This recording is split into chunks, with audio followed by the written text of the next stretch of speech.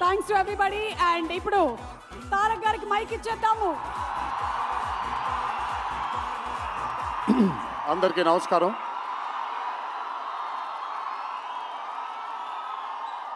మీరందరూ కొంచెం కామ్గా ఉంటే ఇక్కడ మాట్లాడే వాళ్ళు అక్కడికి వినిపించట్లేదు. సో మీరెంత కామ్గా ఉంటే వాళ్ళకి నేను మాట్లాడేది కూడా వినిపిస్తుంది. ప్లీజ్.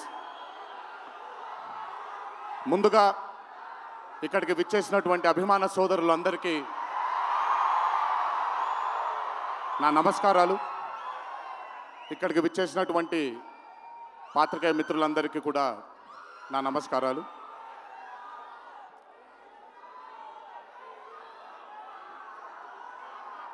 సిద్ధుని నేను పర్సనల్గా అంటే తన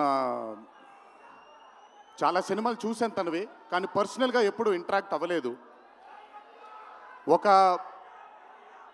ఈ పాండమిక్ తరువాతే నేను సిద్ధుతో ఇంటరాక్ట్ అవ్వడం జరిగింది. చాలా తక్కువ మంది ఇండస్ట్రీలో ఉంటారు. సినిమా అంటే ఒక పిచ్చి ఉండే టెక్నీషియన్స్ చాలా తక్కువ మంది ఉంటారు. అందులో మొట్టమొదటి వరుసలో ఉండాల్సింది సిద్ధు.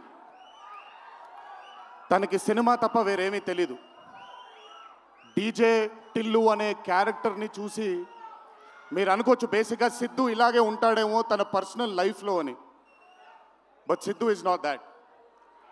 తనకెంతసేపు సినిమా, తను చేస్తున్నటువంటి క్యారెక్టర్, తను పార్టిసిపేట్ చేసినటువంటి కథ, ఈ కథకి నేను న్యాయం చేస్తున్నానా లేదా అనే తపన. చాలా తక్కువ మంది ఆర్టిస్ట్లో కానీ చాలా తక్కువ మంది టెక్నీషియన్స్లో ఈ తపన్ని చూస్తాం మనం.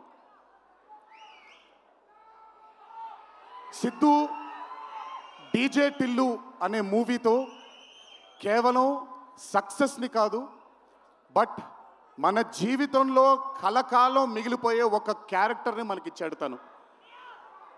చాలాసార్లు అనుకునేవాడిని, అంటే నేను చిన్నగా ఉన్నప్పుడు టామ్ అండ్ జెర్రీ కార్టూన్స్ని బాగా చూసేవాడిని, పాపాయ్ అనే కార్టూన్స్ని చాలా చూసేవాడిని, హీమ్యాన్ అనే కార్టూన్ని చూసేవాడిని. ఇలాంటి క్యారెక్టర్స్ మన లైఫ్లో సినిమాల ద్వారా మిగిలిపోతే ఎంత బాగుంటుందో అని ఎప్పుడూ కోరుకునేవాడిని. అండ్ ఈరోజు టిల్లు కేవలం ఒక డీజే కాదు, టిల్లు కేవలం ఒక సిద్ధు జొన్నలగడ్డ కాదు, టిల్లు మన ఇంట్లో మన చుట్టూ తిరిగే మనిషి అయిపోయాడు ఈరోజు. Hats off to Siddhu, hats off to the whole team of DJ Tillu and Tillu square for creating ఒక క్యారెక్టర్ని మన ఇంట్లో ఉండిపోయి మన మనిషిలాగా మన చుట్టూ తిరుగుతూ ఉండే ఒక క్యారెక్టర్ని క్రియేట్ చేసినందుకు ముందు హ్యాట్స్ ఆఫ్ టు దెమ్. నవ్వించడం అనేది ఒక వరం, నవ్వకపోవడం ఒక శాపం. నాకు బేసిక్గా నేను నవ్వడం మొదలు పెడితే నాకు ఆపుకోవడం చాలా కష్టం. నేను అదుర్స్ చేసినప్పుడల్లా పాపం మా వినయ్ అన్న తెగ కష్టపడిపోయాడు. ఎందుకంటే బ్రహ్మానందం గారిని ఆయన డైలాగ్ చెప్పక్కర్లేదు, ఆయన్ని చూస్తే చాలు నవ్వేసేవాడిని. అది త్రివిక్రమ్ గారు కూడా చాలాసార్లు ఫేస్ చేశారు అరవింద సమేత జరుగుతున్నప్పుడు. అలాంటిది నేనెంత నవ్వానో కూడా ఇంకా నేను నవ్వలేను బాబోయ్ అన్నంత నవ్వించాడు సిద్ధు ఈ సినిమాతో. నన్నే కాదు చాలామందిని నవ్వించాడు. ఆ బ్లెస్సింగ్స్ అంతా సిద్ధుకి దక్కాలి. ఇంకా అద్భుతమైన చిత్రాలు, ఇంకా చాలా బ్యూటిఫుల్ క్యారెక్టర్స్ని తను క్రియేట్ చేయాలి, తను పోర్ట్రే చేయాలి, మనందరికి అందించాలి అని ఆ దేవుని మనసారా కోరుకుంటున్నాను. అతనికి ఆ శక్తిని కల్పించాలని కోరుకుంటున్నాను. ఒక్కసారి మీరు వినాలి ఇప్పుడు నేను చెప్పేది. వినపడుతుందా? పర్లేదు, వినపడుతుంది. దేవరా సినిమాలో ఒక డైలాగ్ ఉంది. డైలాగ్ గురించి చెప్పను కానీ దేవర్ కూడా ఇంచుమించు భయం గురించి ఆ సినిమా ఎక్కువ శాతం భయం గురించి మాట్లాడడం జరుగుతుంది ఆ సినిమాలో. కలగనే ధైర్యం ఉండాలి, కళ కనడానికి ఒక ధైర్యం ఉండాలి. ఆ ధైర్యాన్ని, ఆ కళని సార్థకం చేసుకోవడానికి, నిజం చేయడానికి భయం ఉండాలి. అది కుదిరితే సరిదిద్దండి, లేదంటే క్షమించండి, అంతేగాని నేనున్నానని గుర్తించండి ఇక్కడ మీరు. I'm telling that. పోలే అద్దరు పోలే.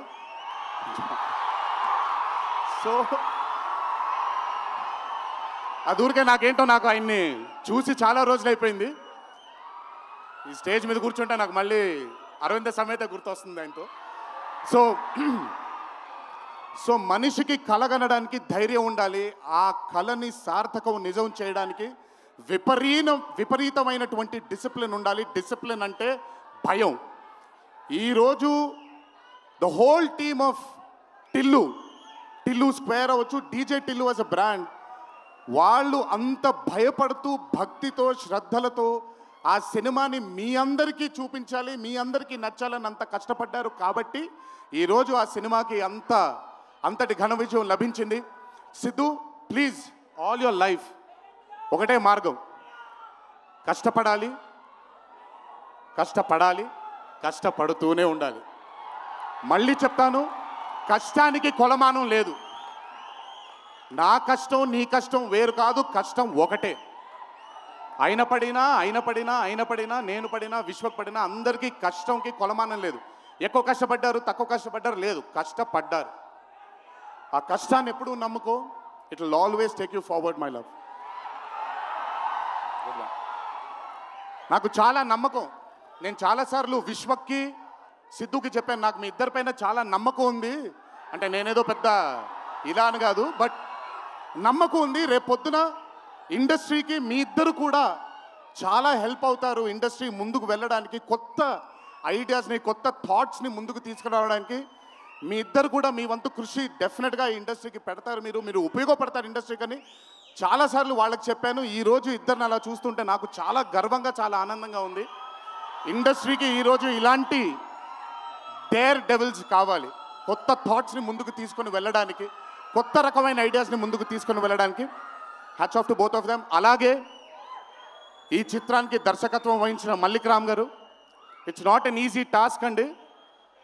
ఒక బ్లాక్ బస్టర్ అయిన చిత్రానికి మళ్ళీ సీక్వెల్గా మీరు దానికి దర్శకత్వం వహించడం ఈజీ టాస్క్ కాదు. Hats off to you and congratulations. you've done a great and an amazing job.